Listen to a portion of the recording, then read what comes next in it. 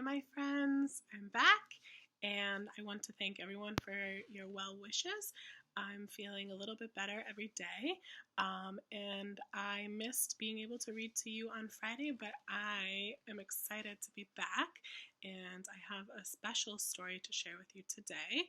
It is called Giraffes Can't Dance, and this story is written by Giles, Andreae, and Guy Parker-Rees.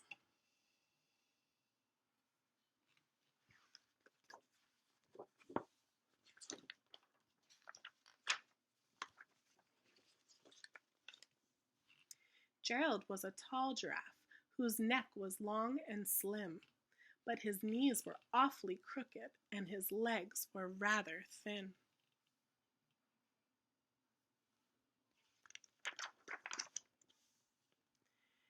He was very good at standing still and munching shoots off trees, but when he tried to run around, he buckled at the knees.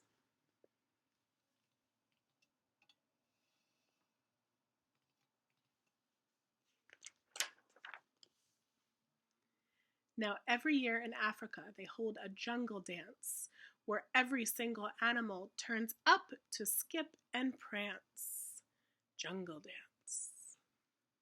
And this year, when the day arrived, poor Gerald felt so sad because when it came to dancing, he was just really bad.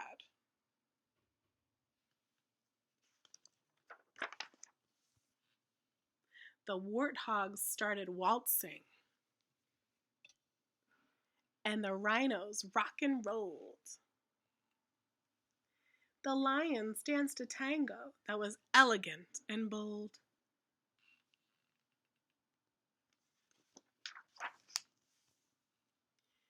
The chimps all did a cha-cha with a very Latin feel. And 8 baboons then teamed up for a splendid Scottish reel.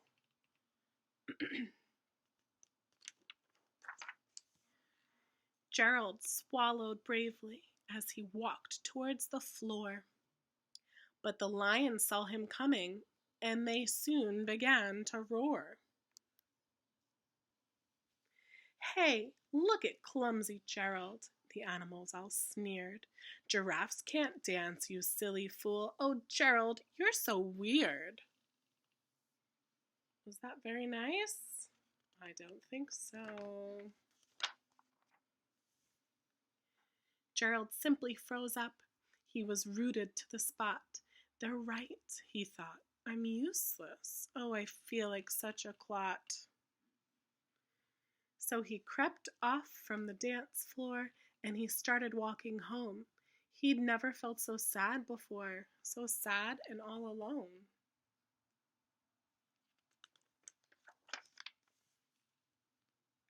Then he found a little clearing and he looked up at the sky.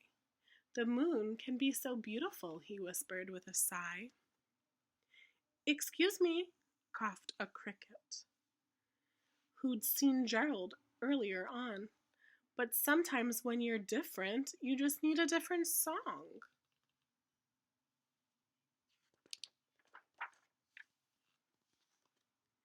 Listen to the swaying grass and listen to the trees. To me, the sweetest music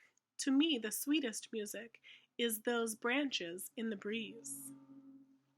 So imagine that the lovely moon is playing just for you. Everything makes music if you really want it to.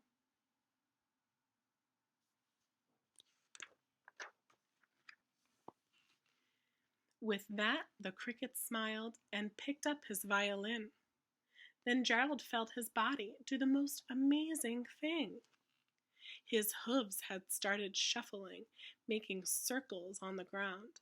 His neck was gently swaying, and his tail was swishing round.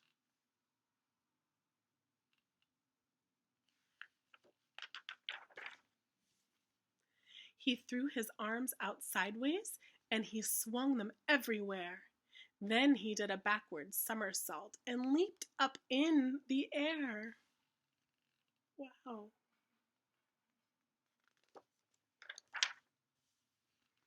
Gerald felt so wonderful. His mouth was open wide. I am dancing. Yes, I am dancing. I am dancing, Gerald cried.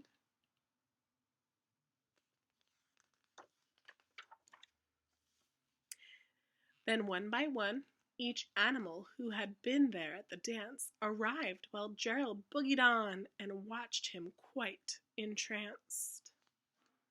They shouted, "It's a miracle! We must be in a dream! Gerald's the best dancer that we have ever seen."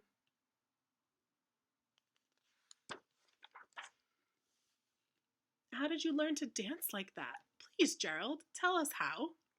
But Gerald simply twirled around and finished with a bow.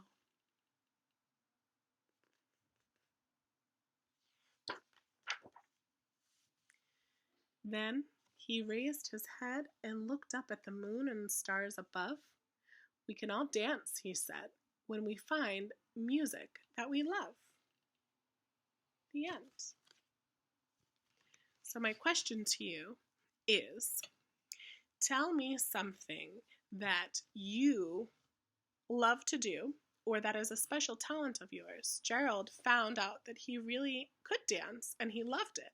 So I want to know, what is something that you love to do? And you can draw a picture of it, and you can have one of your parents explain what it is that you drew, and I would love to see all your drawings. Okay, I hope everyone is well and stays safe, and I love and miss you all. Bye.